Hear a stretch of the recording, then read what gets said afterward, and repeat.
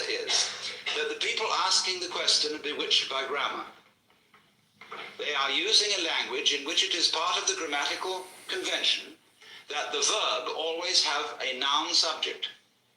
Now, how on earth do verbs get started by nouns? I ask you. How can a thing start a process? Surely, this is really the same problem Descartes was wrestling with when he tried to find out how spirit could influence matter, or how mind could influence body. Because everybody knows that all proper ghosts walk straight through walls without disturbing the bricks.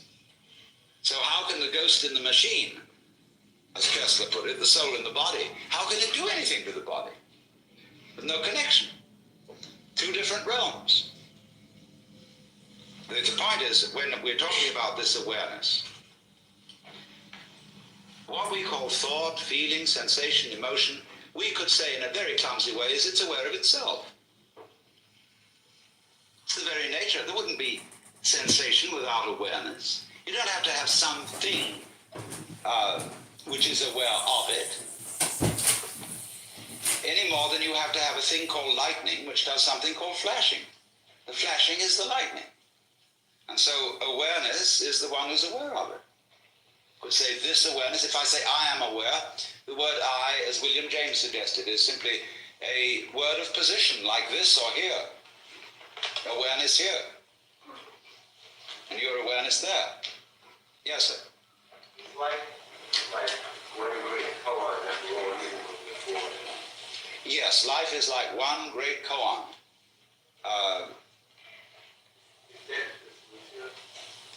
No, death is not the solution. It has no solution. Otherwise, it wouldn't happen. You see, the thing is like this. This is what is hard for Westerners especially to understand. I said, if you understand the yang and the yin, you don't need to ask any further questions. And all you I Ching buffs ought to know this by now. What is not a component of Western common sense is that nothing is something. Now that may sound a little contradictory, but I think I can explain it. We treat nothingness as if it were ineffective, as if it wasn't really important at all. And yet, when we look out at the night and we see all these stars in space, try and imagine what the heavens would look like if there weren't any space. Then obviously there wouldn't be any stars. I mean, you could think that they will all be jammed together in a lump. There are various objections to that. How would you see the edge of the lump? You know, it was a lump without space around it. Furthermore, we know when we investigate the constitution of matter physically, that at the atomic level, there's more space in something than there is anything else. Most of it is empty, and which led a physicist at the Argonne lab at the University of Chicago, who had become a little nutty. He was so impressed with the emptiness of matter that he went around in the most enormous padded slippers in case he should fall through the floor.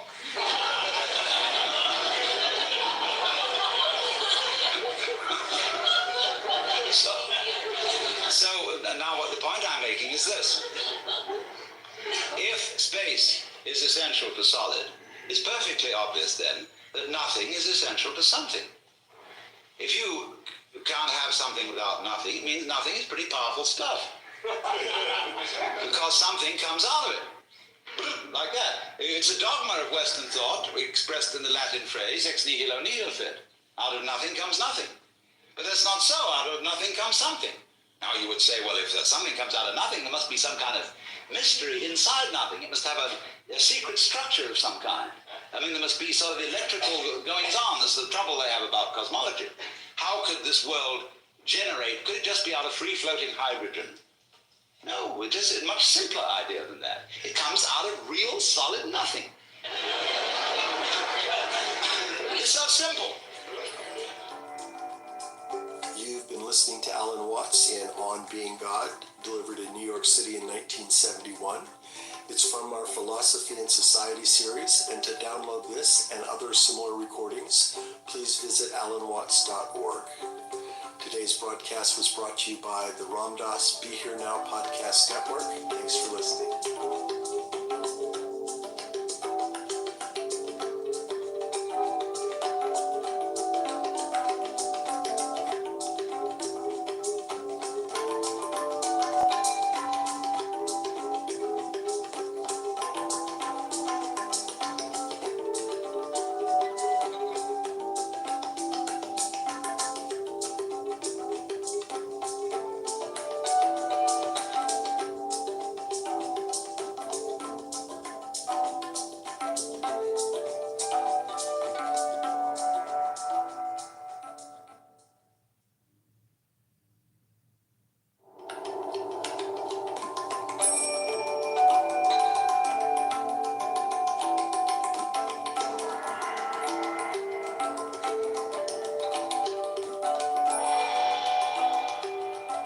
Welcome to Being in the Way with Alan Watts. I'm Mark Watts, your host, and today's talk is On Being God, which was recorded in 1971 in New York City at a conference on Western therapy and Eastern religions. Like last week's talk, Zen Bones, it's a big hall presentation given to hundreds of people who attended the conference.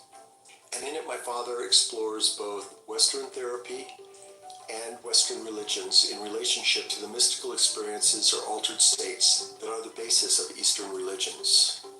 He points out that neither Western therapy nor Western religions are particularly equipped to deal with individuals who've had these experiences. And in the course of the talk, he invites everyone there to participate with him in a clinical experiment in which he positions himself as a patient who's had one of these experiences and believes himself to be God, and invites the audience to ask any questions they like. The results are lively, at times hilarious, and definitely enlightening as he pivots from idea to idea and question to question and delivers a remarkable performance. And now here's Alan Watts in On Being God.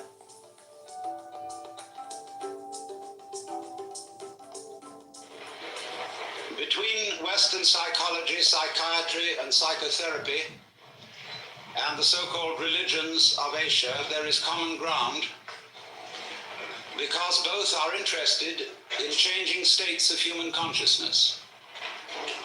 Whereas institutional Western religion, Christianity, Judaism, and even Islam are relatively less interested in this matter.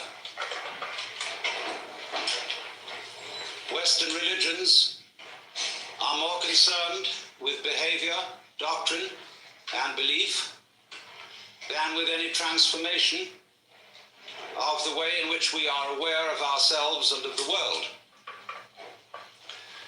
But this matter concerns psychiatry and psychology very much. Only those states of consciousness which are not normal are usually treated in Western psychology as being in some way sick.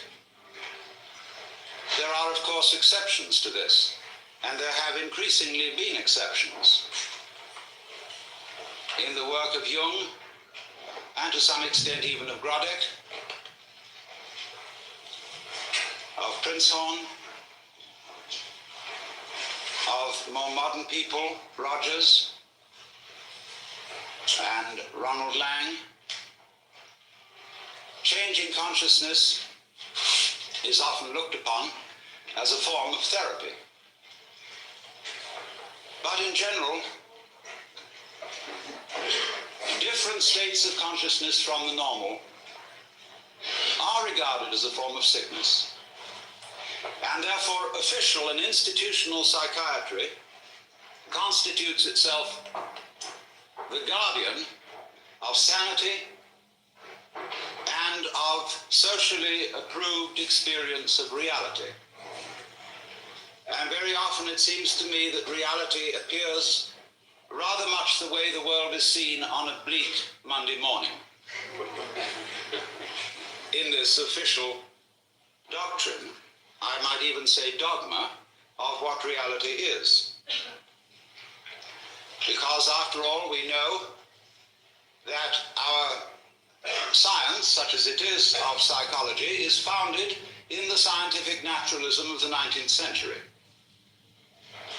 And the metaphysical and mythological assumptions of that science still underlie a great deal of psychological thinking, in behaviorism eminently, but also to a large extent in official psychoanalysis.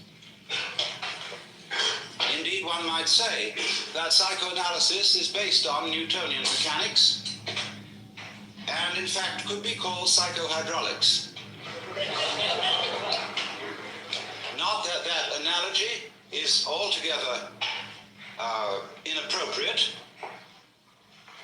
because there are certainly respects in which our psychic life flows and exhibits the dynamics of water. But of course we want to know what kind of water, and for the scientific naturalism of the 19th century, the basic energies of nature were considered to be very much inferior to human consciousness in quality. Ernst Haeckel, a biologist of that time, would think of the energy of the universe as blind energy. And correspondingly, it seems to me that Freud thought of the libido as essentially blind, unconscious energy, embodying only a kind of formless, unstructured, and insatiable lust. This is a generalization. Some modification in that thinking is, of course, possible. But the tendency is to regard all that which lies below the surface of human consciousness as being less evolved, because you must remember that this was also the time of Darwin's theories of evolution, of seeing the human mind as a fortuitous development from much more primitive forms of life, coming forth by purely mechanical processes, by natural selection and by the survival of the fittest. And therefore, man was in general seen as a fluke of nature, an embodiment of reason, emotion, and values, for which the more basic processes of nature had no sympathy and about which they did not care. If, therefore, the human race is to flourish, we must take charge of evolution. It can no longer be left to spontaneous process, but must be directed by human ingenuity, despite the fact that although our brains are capable of dealing with a colossal number of variables at once, our conscious attention is not. Most people cannot consider more than 3 variables at the same time without using a pencil. And shows that in many ways the scanning process of man's conscious attention is very inadequate for dealing with the infinitely many variables, the multidimensional processes of the natural universe. However, a serious attempt has been made, and scientific naturalism issued in a fantastic fight with nature, in this whole notion of the conquest and subordination of nature, which has, as a matter of fact, very ancient, non-scientific and biblical origins, with the idea of man as the head and chief and ruler of nature in the image of God. And the time has now dawned upon us all when our attempts to beat nature into submission are having alarming results, because we see that it's very dangerous to mess around with processes that we don't understand, that have enormous numbers of variables, and we begin to wonder whether we hadn't better let well enough alone. At the same time, although I said that Western psychology had more in common or more common interest with Oriental religion than it does with Western religion, there is a sense in which psychiatry and psychotherapy are becoming the religion of the West. Psychoanalysis has much in common with the forms and procedures of institutional religion. There is, for example, apostolic succession. The passing down of mana, of qualified power to practice therapy from the father founder, Sigmund Freud, through his immediate apostles, to an enormous company of archbishops and bishops, among whom there are, of course, as there were with Christianity, heresiarchs, such as Jung and Grodek and Rank and Reich. And the heresiarchs are duly excommunicated and anathematized.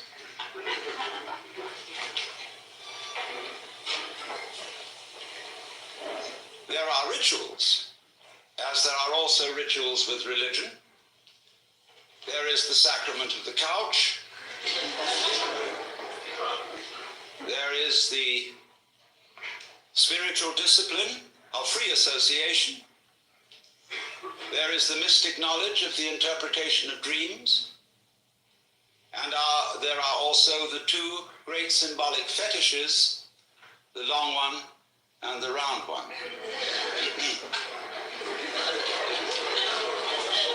Now, it's extraordinarily easy to make fun of all this.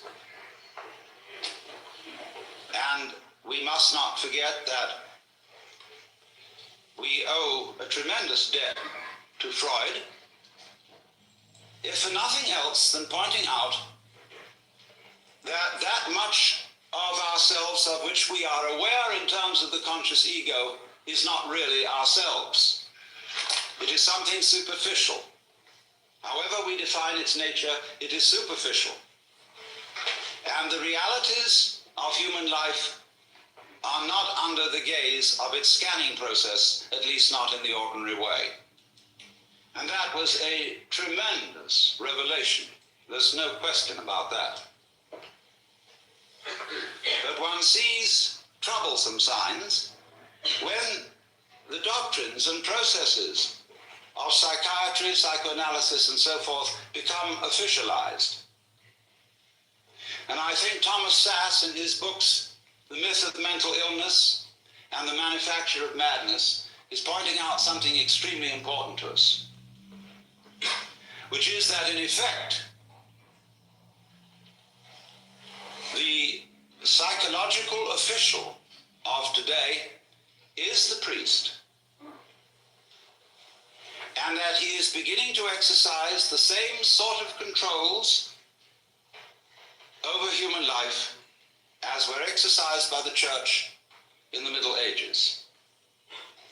So that a professor of psychiatry at Columbia or Harvard or Yale medical schools has today the same sort of intellectual respectability and authority as the professor of theology at the University of Toledo or Padua would have had in the year 1400.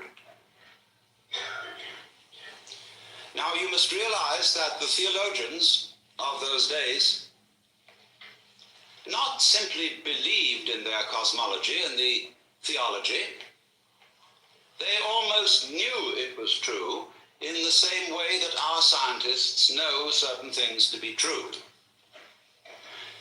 Despite the fact that they change their opinions very often, while they hold them, they have in effect the force of dogma, as witness the anathematization of Velikovsky for his uncomfortable ideas.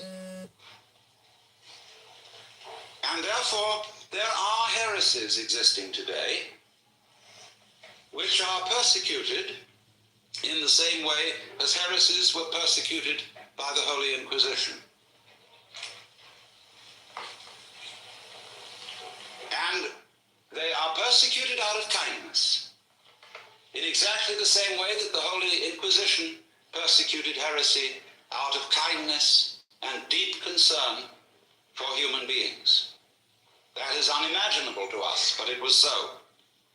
For after all, if you seriously believed that someone who did not hold the Catholic faith and who voluntarily rejected it would be tortured physically and spiritually forever and ever and ever in hell, you would resort to almost any means to preserve a fellow human being from such a fate, especially if the complaint or disease of heresy from which he suffered was infectious. You would first of all reason with him. And if he was not responsive to reason, you would resort to abuse and to forceful argument. And if he was not responsive to that, you would give him shock treatment and bang him about. If that didn't work, the thumbscrew and the rack and the Iron Maiden. And if that didn't work, as a last desperate resort, you would burn him at the stake in the pious hope that in the midst of those searing fires he would think better and make a last act of perfect contrition, and so be rescued from everlasting damnation. And you did all this in the spirit of this is going to hurt me more than it's going to hurt you, in the spirit of a surgeon who is very, very sorry indeed that he has to make you undergo this extremely painful operation. But it is in your best interests, and there really is at least a 50-50 chance that you may survive. And so, therefore, in perfectly scientific medical spirit, people may be very arbitrarily and without due process deprived of their civil rights, incarcerated in prisons that are in many cases much worse than prisons for criminals, and generally left to rot, be neglected and ignored, and when bumptious, given shock treatment or put in solitary confinement. For what? Because they have unorthodox and heretical states of consciousness. A lot of these people are not dangerous until provoked into being dangerous by being ignored, by being treated as machines, and generally defined as non-human. And if you are defined as non-human, there's precious little you can do about it, because everything you say that sounds human will be taken as a kind of utterance of a mechanical man, as imitating humanness out of lunatic cunning. You will be suspicious. Everything you say will be listened to in a different way and with different ears. And you will have one hell of a time talking yourself out of it, because there really are no rules as to what one must do when incarcerated for having unorthodox consciousness. There is no clear road to repentance. And this is found likewise in jails, where people are incarcerated on 1 to 10-year sentences, as in places like Vacaville, California, where when I visited such prisons, young men have come to me in perfect desperation, saying, I don't know what's happened to me, because I want to live like a decent citizen. I know I've done things that are wrong, but I simply don't know what is expected of me here. If I try to do what's expected, they say I'm compliant. And that seems to be some sort of a sickness. Thomas Sass drew attention to this when he quoted a discussion of the types of school children who may very well need therapy. There were overachieving children. There were underachieving children. There were children who exhibited erratic patterns. There were children who were sort of dully mediocre. In fact, every sort of child can be given a diagnostic name for his behavior which sounds sick. As Jung once suggested, life itself is a disease with a very poor prognosis. It lingers on for years and invariably ends with death.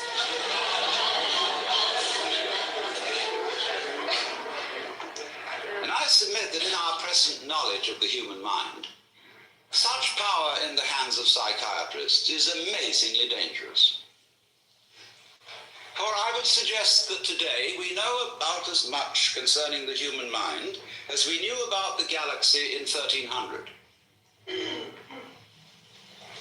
that while there are indeed individuals who are certainly able to perform psychotherapy, it is the sheerest arrogance for anybody to say that he is officially qualified to do so.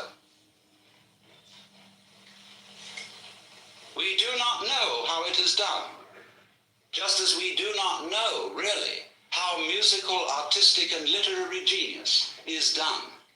You cannot really teach it. You can put the tools for doing these things into people's hands, and you can show them how to use the tools. But whether they will use those tools with genius is quite unpredictable. And this is above all true of the art of psychotherapy. We don't know how it's done. We've got some vague ideas. There probably are some people who, by reason of their mental derangement, are probably not qualified to perform it, because they are maybe out just to make other people into messes. But to say that there are certain standards and certain examinations that can be passed and certificates that could be issued, which do indeed qualify people for this work, is, I think, pernicious nonsense. And is used, of course, out of economic self-interest, when those who consider themselves official therapists run into competition. The same was done by religion. I was talking, imagine it, to a Buddhist priest in Thailand some years ago. I was looking at some books in a bookshop in the precincts of a Buddhist temple. And I was wandering over, and I noticed a book on a certain form of Buddhist meditation. And I murmured, Satipatthana, which is the name of a certain kind of Buddhist meditation. And a voice suddenly said to me, "You practice Satipatthana?" I looked up, and there was a skinny Buddhist monk in a yellow robe with rather red eyes looking at me. I said, "Not exactly Satipatthana. I use a different method. It's called Zen." "Oh, Satipatthana, not Zen." I said, "Oh, well, it's something like it, isn't it?" "No." "Well, it's rather like yoga," I said, "isn't it?" "Not yoga. No, Satipatthana different. Only right way." "Well, look," I said to him, "I have a lot of Roman Catholic friends who tell me that their way is the only right way. Who am I to believe?" "You know," I said, you're like someone who's got a ferry boat for crossing the river." I used the Buddhist simile. "And another fellow down the stream has opened up ferry business. And you go to the government and say, he's not authorized to operate a ferry boat because he's competition to you. Let all operate ferry boats who will. And if you haven't got the sense to stay off one that sinks, it's your fault." And after all, I could say to him, "You believe that everything that happens to you is your own karma. So why worry?" But now, it's so interesting that since official psychiatry, and I underline that word official because I hope those of you in this audience who are therapists will regard yourselves as unofficial. At least that'll give you an out. But nevertheless, official psychiatry has curious things in common with Western religion, as well as with Eastern. With Eastern, I said, only insofar as it has an interest in states of consciousness and inclines to regard other states of consciousness than the ordinary as sick. But it has one very important feature in common with Western religion. And to that, we have to go a little bit into Western religious history and ask ourselves what in Western religion, and especially in Christianity, and this goes also for Judaism, Islam, what is the great heresy?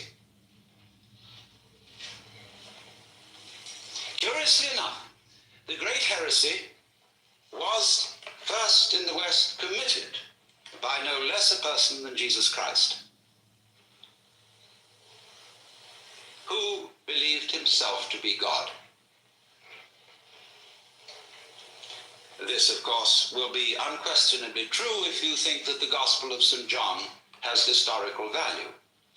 It's a little vaguer in the Synoptic Gospels, but if you read the Gospel of St. John, there is absolutely no doubt about it, for he said, I and the Father are one. He who has seen me has seen the Father.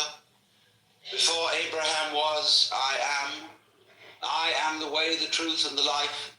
I am the resurrection and the life. He said all that, according to this gospel. And that is something that in the Western world you are not supposed to say. And especially you are not supposed to believe it.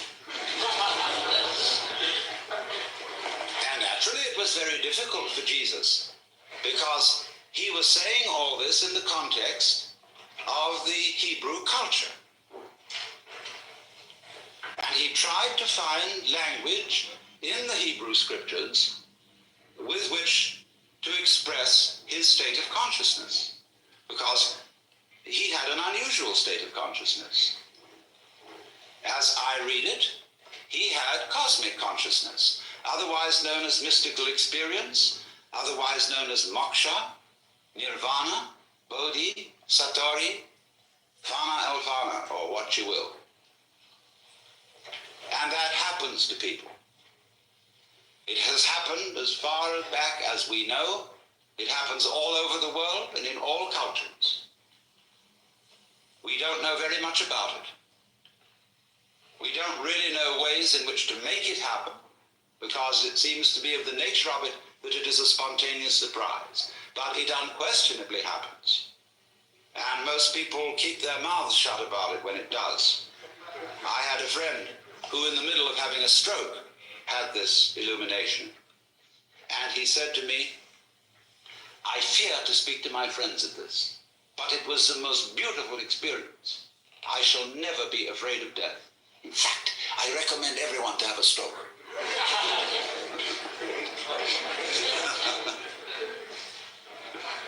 This was my friend Jean Varda, lately deceased, Greek painter. Now, Jesus certainly had this transformation of consciousness, and he was crucified for it. Why? Because he had committed an act of insubordination and treason against the cosmic government. Because if you believe that God is a monarch, an absolute, omniscient, and omnipotent authority, shall we say a sort of cosmic ego, then to claim to be that is to introduce democracy into the kingdom of heaven, to usurp divine authority, and to speak in its name without proper authorization. And they asked Jesus, by what authority do you speak? Of heaven or of men? And he was tricky about answering that one. He said, by what authority did John the Baptist speak? And they were nervous about answering that one. He could have asked, by what authority did Isaiah speak, etc., or Moses. But Moses became official authority. And if you could wangle it, that what you said was simply an extension of what Moses said, because Rabbi so-and-so said it, who got it from Rabbi so-and-so, who got it from Rabbi so-and-so, who got it from Moses, then it's okay. Notice this, that to be an authority today in the academic world depends on documentation. It's not enough to say, for I say unto you, you must put in your footnotes. And the more the footnotes, the more the authority, obviously. So, our dissertations tend to be books about books, about books about books, and our libraries multiply by mitosis.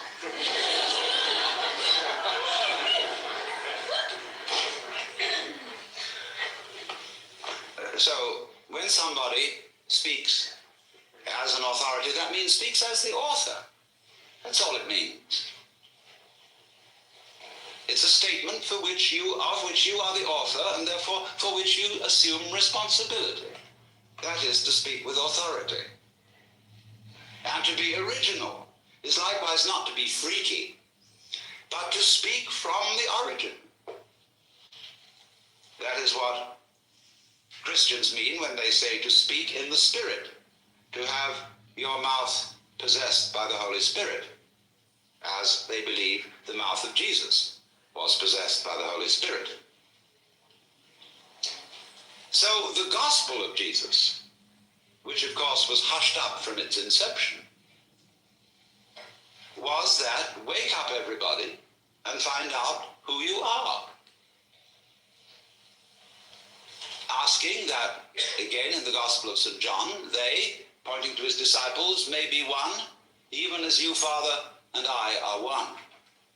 And when he was accused of blasphemy, the Jews took up stones to stone him, you know. And he said, many good works have I shown you from the Father, and from which of these do you stone me? And they said, for a good work we don't stone you, but for blasphemy, because you being a man make yourself God. Now listen to the reply. He said, is it not written in your law, I have said ye are gods? And if that is what the scripture says, it can't be denied. So why do you tell me I blaspheme because I say I am a son of God? No answer. Because I said I am a son of God. It doesn't say that in your King James translation. It says I am the son of God. And you'll see the "the" italicized, and you will think that that is for emphasis if you don't realize that passages in italics in the King James Bible are interpolations by the translators. So, son of, in Hebrew and in Arabic, means of the nature of. When we call someone a son of a bitch, we mean bitchy. And so if you call someone a son of God, you mean divine. Of the nature of God. As the Nicene Creed subsequently defined it, he is of one substance with the Father. But what happened was that this being blasphemy for the Jews, it became blasphemy for the Christians, for anyone else than Jesus to say it. They said, okay, baby, it was so with you, but there it stops. No more of this business. And as a result of that, Jesus was made irrelevant by pedestalization, by being kicked upstairs. Oh, wow.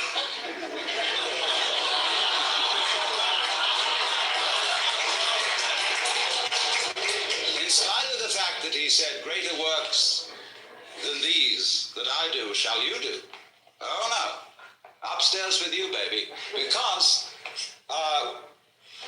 we just can't have that sort of thing going on in a monarchical universe. We're not going to have democracy in the kingdom of heaven. So, this is why the gospel is impossible, because we are supposed to follow the example of Christ,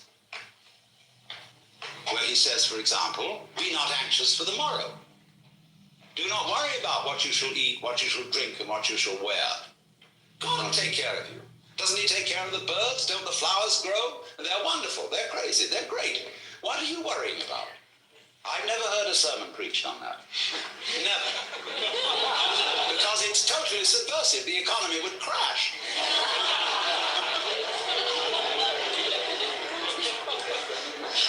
So they say, oh, yes, that's all very well, but he was the boss's son. See, he had that colossal advantage. Take up your cross and follow him. Hey, but wait a minute. I don't know I'm going to be resurrected 3 days later. I can't do all those miracles. He had an unfair advantage. So how can you ask us to follow the example of Christ? But supposing he didn't have an unfair advantage.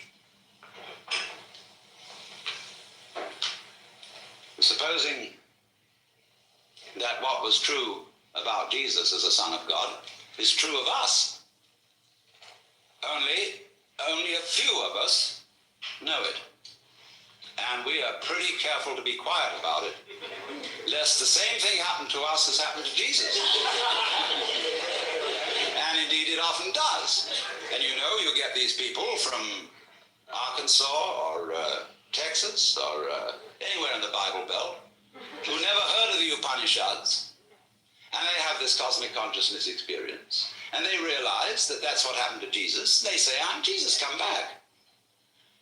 Well, everybody says to them, you aren't Jesus. It's pretty obvious you're not Jesus. You just Joe Dokes. Well, he says that's what they said about Jesus. He has a perfect argument, except they say you're not much of a Jesus. They say, all right, if you're Jesus, command that these stones be made bread. And he says, a wicked and deceitful generation seeketh for a sign, and there shall no sign be given.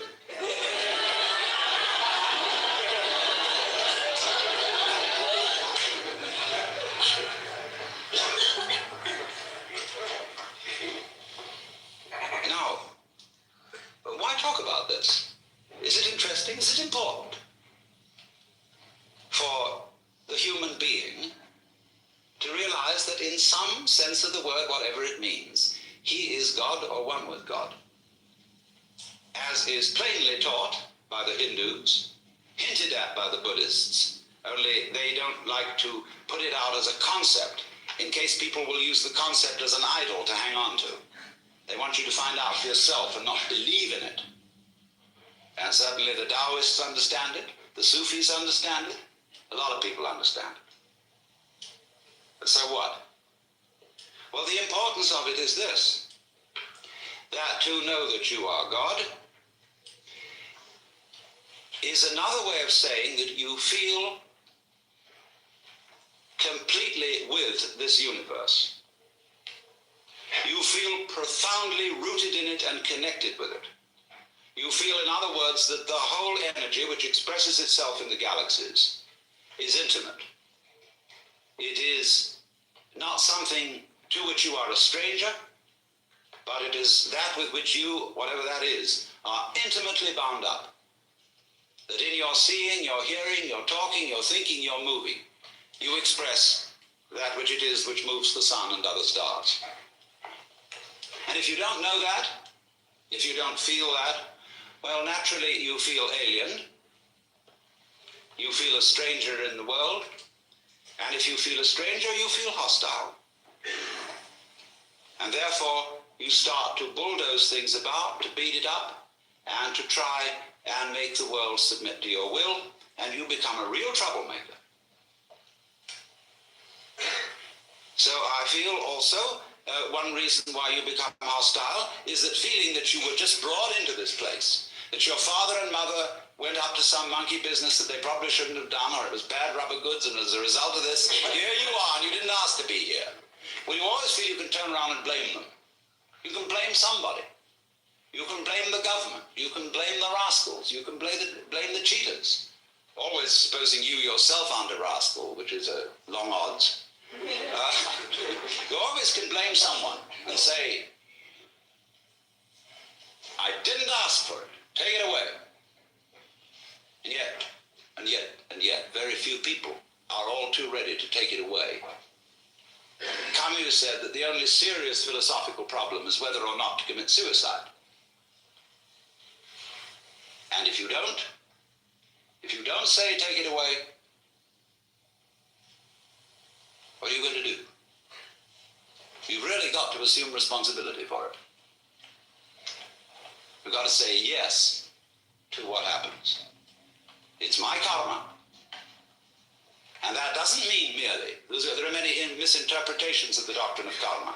It's usually popularly understood that what happens to you, either fortunate or unfortunate, is the result of good or bad deeds in a previous life. Well, that's popular superstition. The real meaning of karma, the word in Sanskrit means simply doing. And if I say of an event, it is your karma, it is saying it is your doing. So the exposition, a book which would expound karma, would be not so much a whodunit as a youdunit. But that seems fantastic. Now, therefore, what I propose we do is that we, instead of just ideologizing, we have a clinical experience. You know, in psychiatric school, in medical school, it's very usual for a doctor to bring a patient out in front of the students and talk with the patient as a kind of demonstration. He says, I want you to recognize the difference between a psychopath and a manic depressive or a schizophrenic or something. They don't know what all these things mean. And especially the schizophrenia. And so he has a dialogue with the patient right there.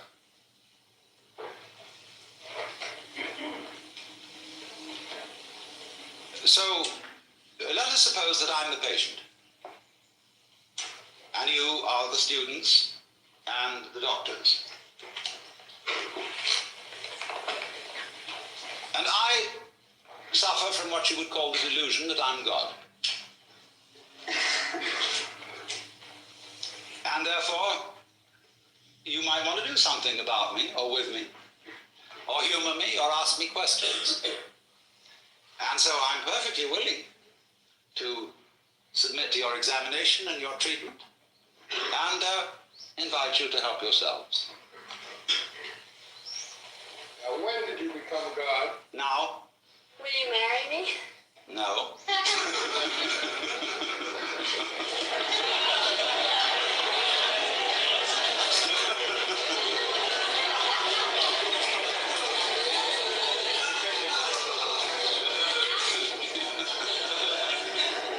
Yes. Do you sleep on your stomach or your back? Sleeping is like politics. One sleeps on the right side, and then when you're tired of that, you sleep on the left. When you're tired of that, you sleep on your back, and when you're tired of that, you sleep on your stomach. And it is thus that the world goes round.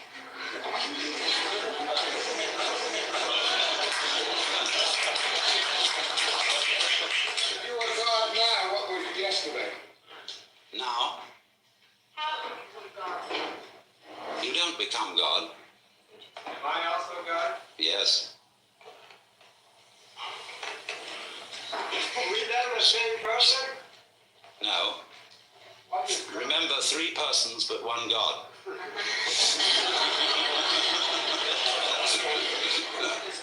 can you tell us a little about Satan? Could I tell you a little bit about Satan? Yes. Although the matter is a little esoteric, but I told you all about it in the book of Job, where you will see that in the court of heaven, Satan is the district attorney. He is not, as Christians imagine, the enemy of heaven and the enemy of mankind. He's merely the person who sees the bad side of things and carries out the dirty work. And therefore, he saw Job and wondered whether Job really was as great a guy as he seemed to be, and suggested that God should appoint a committee of investigation to find out. And the committee did its work very thoroughly, but the case went against Satan, because it was proved in the end that Job was an honorable man. Now you notice that although we pay the salary of the district attorney, whenever there's a great criminal case before the public eye, people begin to take the side of the underdog. And the prosecutor always has less public sympathy than the defense, except in political trials. On the right hand of God, and you know the defense is always on the right hand of the judge in court, is our only mediator and advocate, which is a phrase referring to Jesus Christ our Lord. So there is the defense and there is the prosecution. And it is the function of Satan to be the prosecutor. There's a good deal more to it than that, because before all this started, as in a stage play, there was an arrangement in the green room before coming on stage in which certain things were understood, but that are only to be revealed when the curtain goes down at the end of the play. Is Job God too? Yes, but he doesn't know it. God, why do you hide to save so many? Why do you hide? It's for the same reason you're hiding. God is the creator Yes.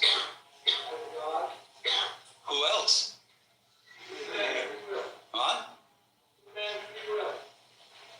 Man has free will to the extent that he knows who he is. Not otherwise. Where did he get free will from? Where I got it from. Is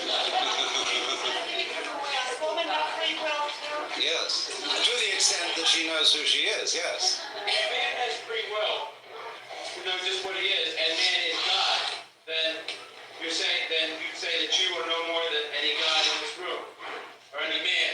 That is correct. I'm no more God than any of you. Then you only have the power to know who you are. Well, that is saying quite a bit, yes. What is not God? What is not God? There is nothing that is not God.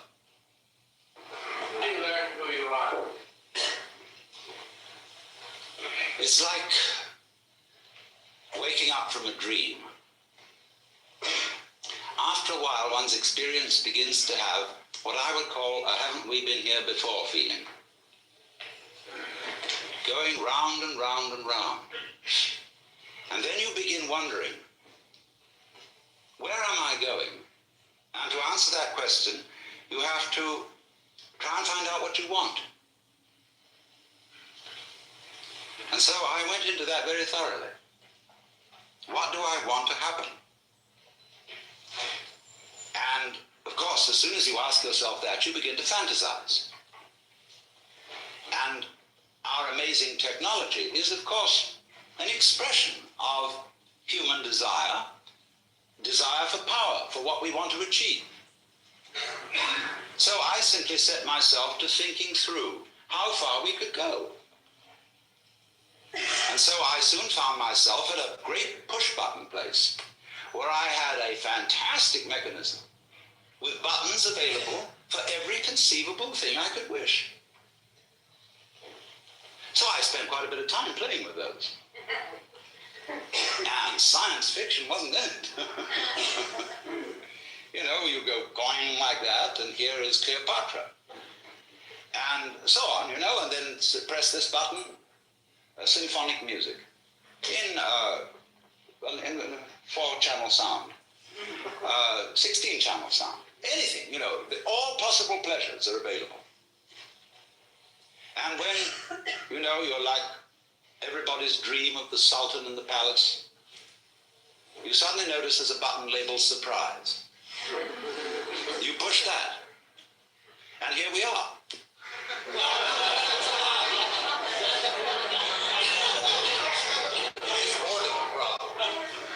Yes, boredom is, of course, the problem. Boredom is the other side of creativity. And the energy of creation has as that is the yang, the yin side of that energy is called boredom. Everything, of course, is fundamentally yang and yin. If you understand that, you really don't need to understand anything else. As God, what responsibility do you feel to ameliorate evil in the world? As God, what responsibility do I feel to ameliorate evil in the world? I begin with the point that I am responsible for the way the world is. If I couldn't feel that, I'd have to blame somebody else. I'm not willing to do that, because I know that under various changing circumstances, it might be appropriate for me to be as big a rascal as rascals have been. Now, as to improving the world is always improving. It may look to some people slow, but it's improving even when it is declining, because the world works in an undulatory process, like a wave. It goes up and it goes down, it goes up and it goes down. And it couldn't go up all the time, because if it did, we wouldn't know that that was up. So it goes down some of the time so that we can know when it goes up, because if we didn't know when it went up, it would be like being in a space where everything was light. There'd be nothing to write home about. There would be no black marks on the space, and so it would be like a piece of perfectly empty paper. Similarly, to be in a completely black space would also be a kind of unconsciousness with nothing to write home about, because there'd be nothing would make any difference. So therefore, if you're going to have black, you won't know that it's black unless you have some white, and if you're going to have white, you won't know that it's white unless you have some black. Why do you teach us all to love one another? Because if we get to that point, there won't be any of these ups and downs. We'll have to tell you. Correct, but that's not a teaching, it's a koan. A koan. A koan is a Japanese word for a spiritual problem used in Zen Buddhism, such as, what is the sound of one hand? And these problems are given to those who ask questions concerning their spiritual development. And sometimes, as St. Paul pointed out, commandments are given not in the expectation that they will be obeyed, but in the expectation that they will reveal something to those who hear them. That was St. Paul's comment on the whole Mosaic law. Yes, sir. If we accept the peace, What? if we accept the peace, we try to see that we are all God. Yes. One of the hereafter. Well, is there a heaven? Is there a purgatory? Is there a hell? The hereafter is, of course, now. Because if you will examine it closely, there is no when else than now. And if you want to make hell of it, you can make hell of it. If you want to make heaven of it, you can make heaven of it. Purgatory, purgatory. It's all here. Always was, always will be. Death. What is death? Death is an undulation in consciousness. How would you know you were alive unless you'd once been dead? Yes. God, the same way that Jesus did the will of God, why was it unnecessary for him to have material possessions and necessary for you? It wasn't unnecessary for him to have material possessions. They said of St. John the Baptist that he was an ascetic, but of Jesus, this man consorts with gluttoners and wine-bibbers and comes eating and drinking. And when the lady Mary poured precious ointment on his feet and anointed him, they said the same thing that the members of the vestry say to the minister today. Why this great expense? Couldn't it all have been sold for much money and given to the poor? Everybody's a problem. It is a problem, sure. But you see, in many ways, when you get down to these very deep ethical problems, where there sure is no easy decision one way or the other, you must look at the problem from the point of view of an artist. Which way of doing this is in some sense greater? It may be better to go off with a bang than with a whimper. Let me see. Yeah, God all the time. I mean, in consciousness all the time. there is no time, my dear. It's always now. During every event in space-time. At every precise moment in Oh, consciousness, are you yes, if you put it that way, of course. You are consciously God as an experiencing unit on this plane of Wait a minute, consciously, not necessarily, because that would spoil the fun. That's what I'm asking. If you press button surprise, you'll press the button so that you forget who you are. Right, so that you don't always know all the answers to a given problem. Yes, that's perfectly true. This is called, in the Bible, kenosis. In St. Paul's epistle to the Philippians, he says, "Let this mind be in you, which was also in Christ Jesus, who, being in the form of God, thought not equality with God a thing to be grasped, but humbled himself, and made himself of no reputation, and was found in fashion as a man, and became obedient to death." And so you get from this the kenotic theory of creation, held by some of the Greek fathers, that the creation of the universe is the self-emptying or self-forgetting of the Godhead. Yes, I think it's your turn now. How does your concept of the creation of evil so that man could see how good is differ from the old story of a man beating his head against the wall so he could feel how good it is and stuff? It's really rather like it. Because the universe is fundamentally a system which creeps up on itself and then says, boo. And then it laughs at itself for jumping.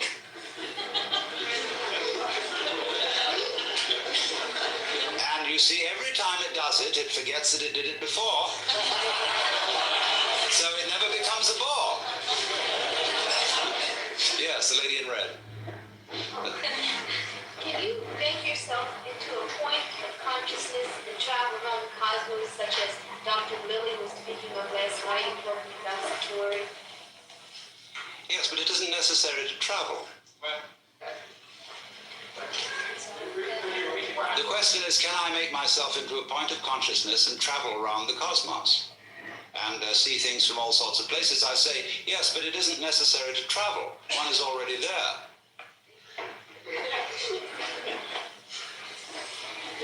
In other words,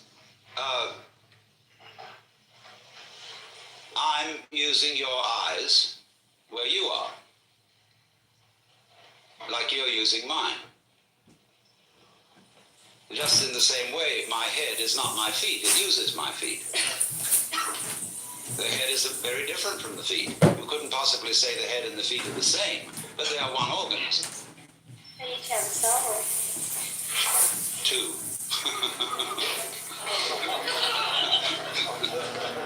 What do you do about the borders? What do I do about boredom? Press button surprise. Oh, it's always there. Yes, always.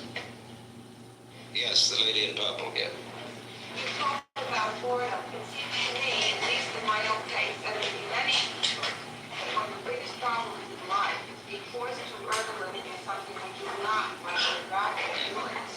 And I often wonder is the answer to move somewhere and live on less money and do the things that I would like to do, or must I resign myself, as many people have, to do the thing that gets me the bread, and then in my spare time, sometimes try to make up for the many days or weeks and years of this kind of half living. Well, what is the answer? Well, there are two sort of answers, one of which you've already indicated, which is to do with less and do what you want. Could be more. Which, If I did that, you know, those things, the many of the things that we sort of accepted as part of life wouldn't get done. I think the objection, if everyone did that, is rather like asking what would happen if everybody wanted to catch the 4 o'clock train from Grand Central to Westport. Or if all the molecules of air in this room were suddenly to congregate over in that corner. There is a bare chance that it might happen, but very low. Yes. You say we're going around in circles trying to eliminate evil because we never will. We might not be evil.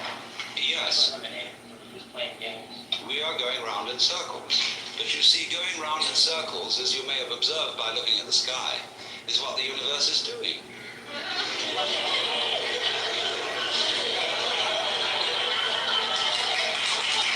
You see, before, As long as we recognize one, we're all right. yes. Yes, that's the thing, it's a dance. And when you dance, you don't dance to get somewhere.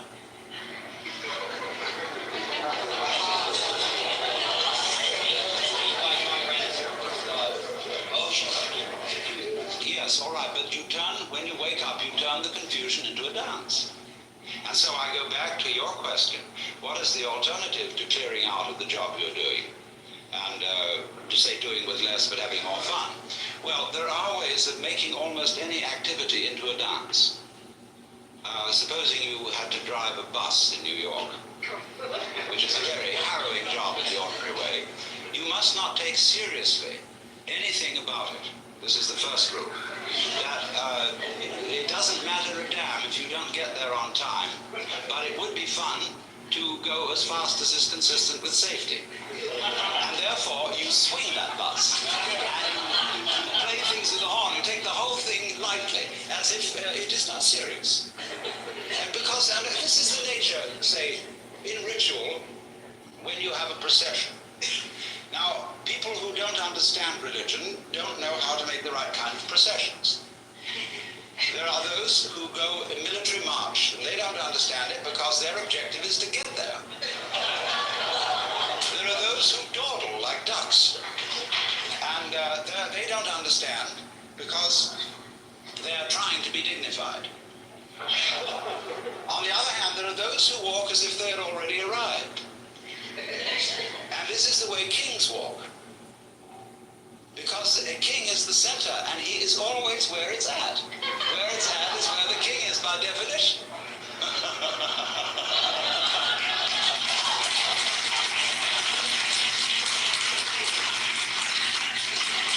So, if you work in this way, people who are practicing meditation take up monotonous things for fun.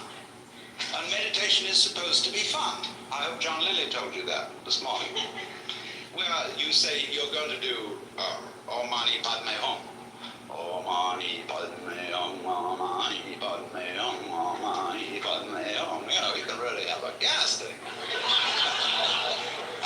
And so that anything monotonous can be treated in the same way. This is the way, one of the ways of overcoming boredom. Because boredom's the great problem for energy. The energy is always on the go. Yes, sir. Yes, the gentleman in the white shirt. But the quality can be called mythic, not likely not good. Mythic? No. Mythic is a great word. The question is it bother me to be called mythic? No.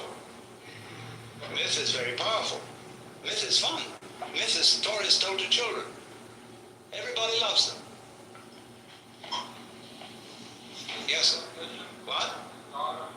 Is God omniscient? Well, it depends what you mean by the word. A lot of people think that omniscience is like knowing everything that's in the Encyclopedia Britannica. That's not omniscience, that's intellectual elephantiasis.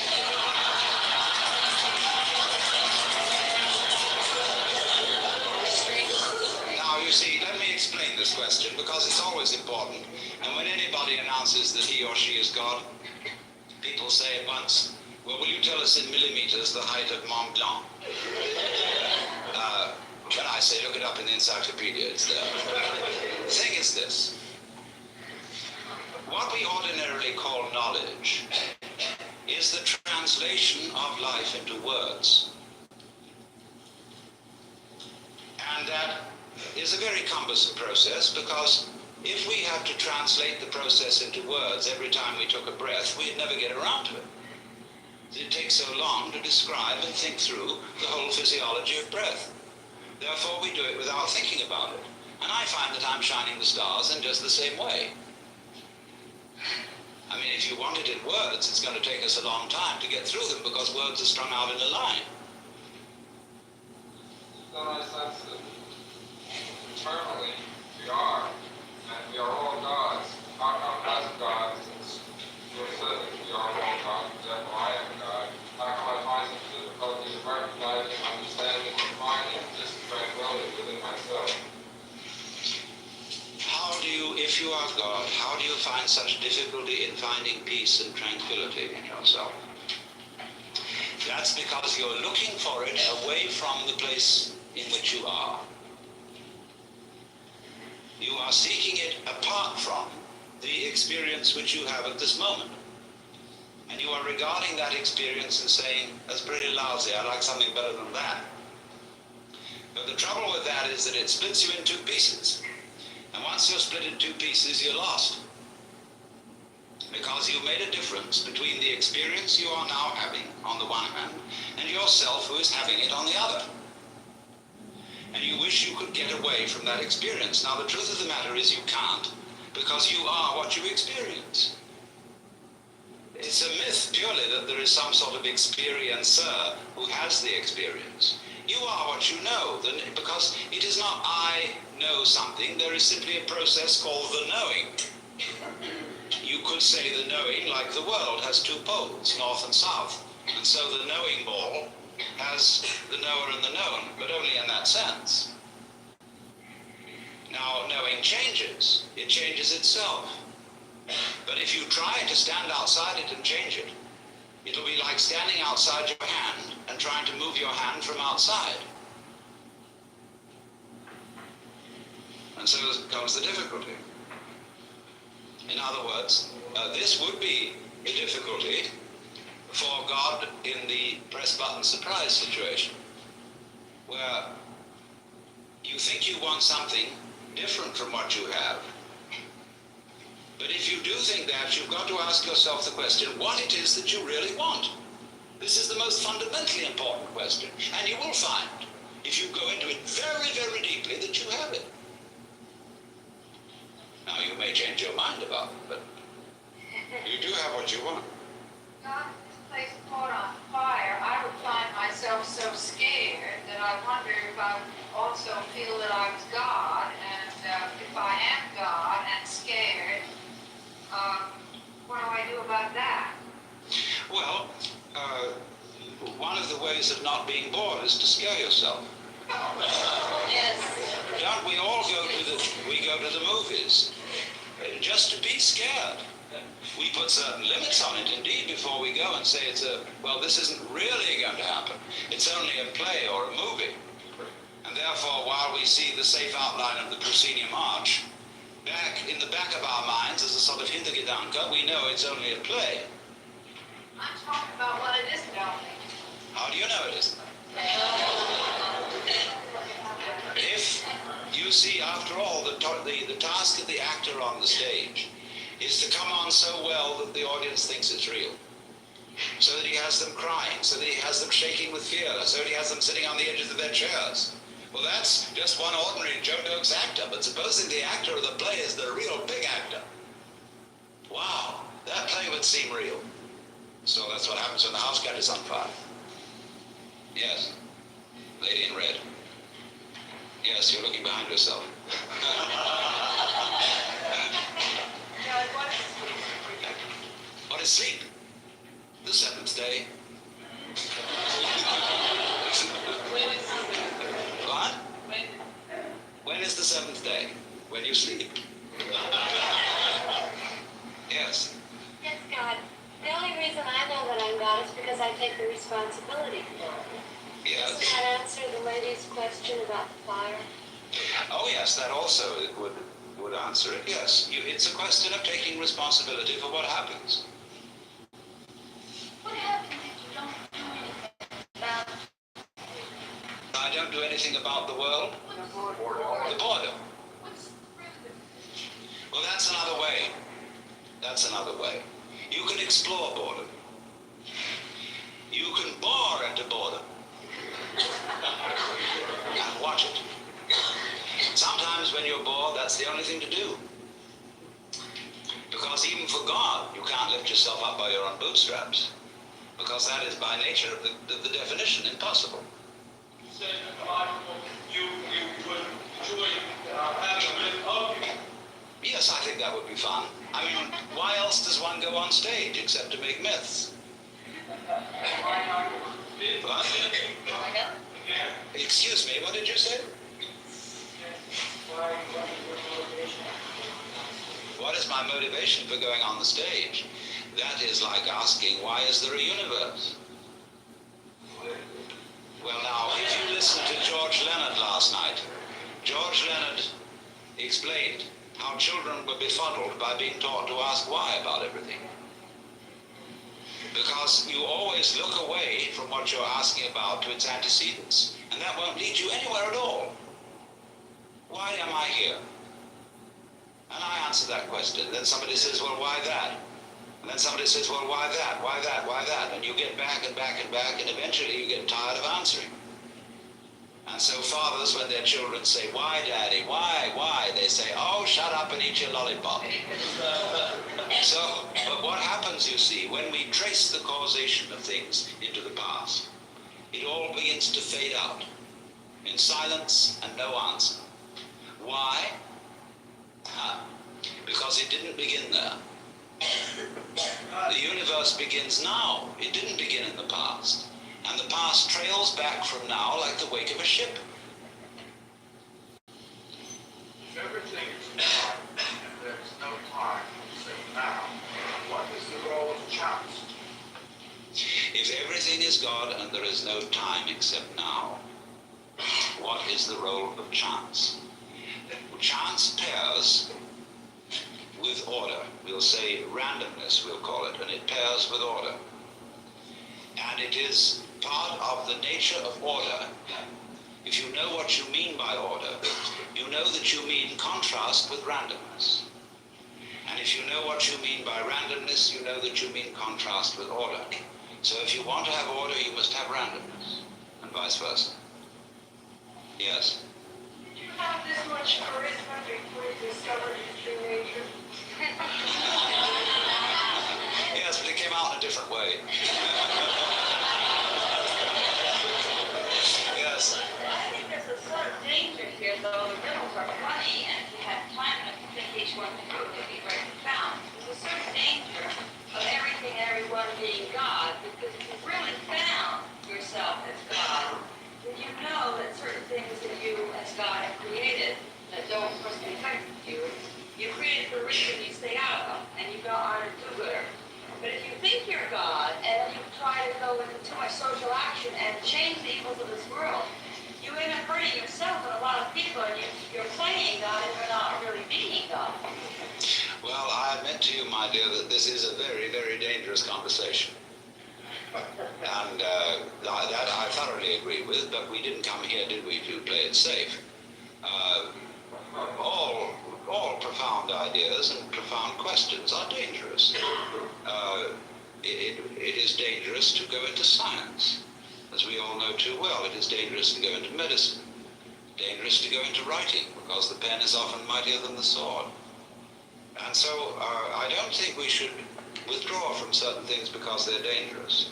But I entirely agree with you that if I were, as it were, in the spirit of God to go about social reform, I would be failing to realize the construction of my own universe, which is that when you interfere with it, you've got to know exactly how you're interfering.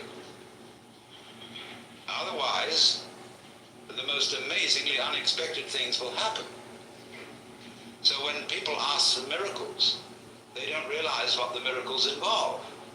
I mean, if I turned the microphone into a rabbit, it's altogether possible that you might drop dead, because those events might be connected. Do you ever study with Carl Jung? Did I ever study with Carl Jung? I didn't study with him. I knew him, and I read a lot of his writings. Yes. The notion of watching yourself, watching boredom, or being aware of some implied that there's separation somewhere. It does in a way, yes. And it depends how you're watching. There is a very interesting thing that comes up in this respect with regard to the Bhagavad Gita and to the Yoga Sutra, where they talk about the witness. There is, as it were, behind our ordinary self with its emotions and involvements, a witness self that does nothing more than perceive what happens. And this is the Atman, or the Purusha, which is not involved. And some of you, no doubt, especially in times of crisis, have suddenly discovered this sort of witness center behind everything that just isn't involved. Most terrible things can be going on, but the witness is impassive. Now, when we go into these states, we've got to be very careful of our descriptive language, because the descriptive language makes the witness seem something apart from what is happening in such a way that if we want to become really sort of skitsy and catatonic about things, we can always be withdrawn and go in and identify ourselves with a solitary and uninvolved witness, who is merely a hangout for the ego, as when the police raid a house in which there are burglars. And the burglars know they'll be caught if they're on the ground floor, so they go up to the first floor. So then the police come up to the first floor, they're up to the second, finally they get to the roof, the open sky and the infinite. And in this way, this was why the Buddha did not teach about the Atman, the real self within us, because he knew people would use the real self as a hideout for the ego. And so, when, say, Krishnamurti tries to explain this, he doesn't talk about the witness. He talks about awareness, and people say to him, but who is aware? What is aware? And he seems a little sticky in his answer here, because what is the matter is that the people asking the question are bewitched by grammar.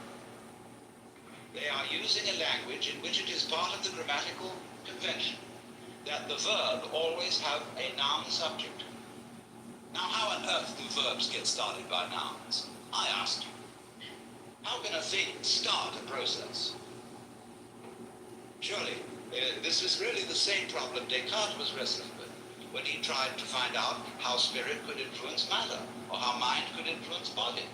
Because everybody knows that all proper ghosts walk straight through walls without disturbing the bricks.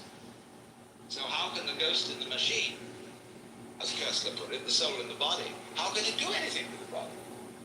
With no connection. Two different realms. The point is, when we're talking about this awareness, what we call thought, feeling, sensation, emotion, we could say in a very clumsy way is it's aware of itself. It's the very nature. There wouldn't be sensation without awareness. You don't have to have something which is aware of it, any more than you have to have a thing called lightning, which does something called flashing. The flashing is the lightning. And so awareness is the one who's aware of it. Would say this awareness, if I say I am aware, the word I, as William James suggested, is simply a word of position, like this or here. Awareness here. And your awareness there. Yes, sir.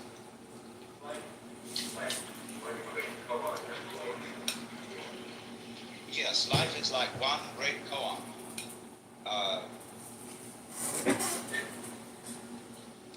No, death is not the solution.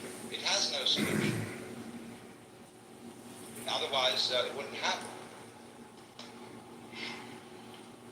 You see, the thing is like this. This is what is hard for Westerners, especially, to understand. I said, if you understand the yang and the yin, you don't need to ask any further questions. And all you I Ching buffs ought to know this by now. What is not a component of Western common sense is that nothing is something. Now that may sound a little contradictory, but I think I can explain it. We treat nothingness as if it were ineffective, as if it wasn't really important at all. And yet, when we look out at the night and we see all these stars in space, try and imagine what the heavens would look like if there weren't any space. Then obviously there wouldn't be any stars. I mean, you could think that they would all be jammed together in a lump. There are various objections to that. How would you see the edge of the lump to know it was a lump without space around it? Furthermore, we know when we investigate the constitution of matter physically, that at the atomic level, there's more space in something than there is anything else. Most of it is empty, which led a physicist at the Argonne lab at the University of Chicago who had become a little nutty. He was so impressed with the emptiness of matter that he went around with the most enormous padded slippers in case he should fall through the floor.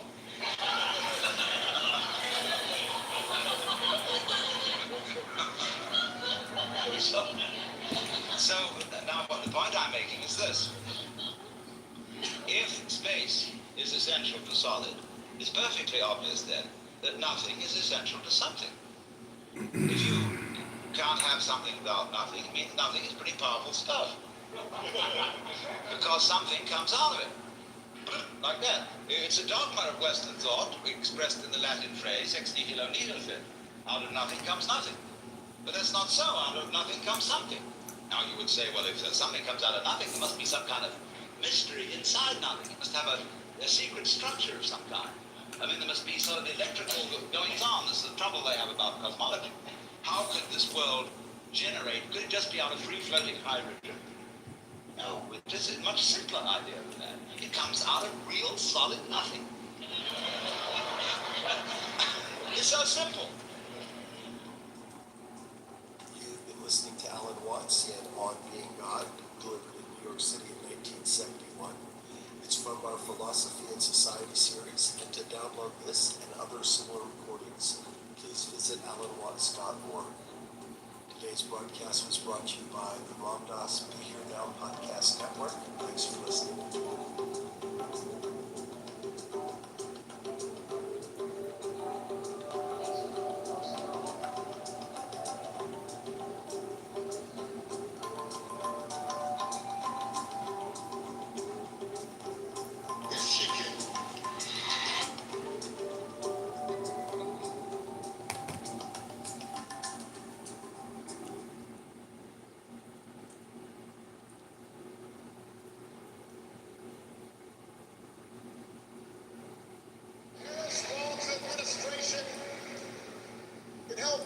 Us move past some of the tired old debates that keep stifling progress. Because at their core, Kamala and Tim understand that when everybody gets a fair shot, we're all better off. They understand that when every child gets a good education, for doing the same job, gets strong. All families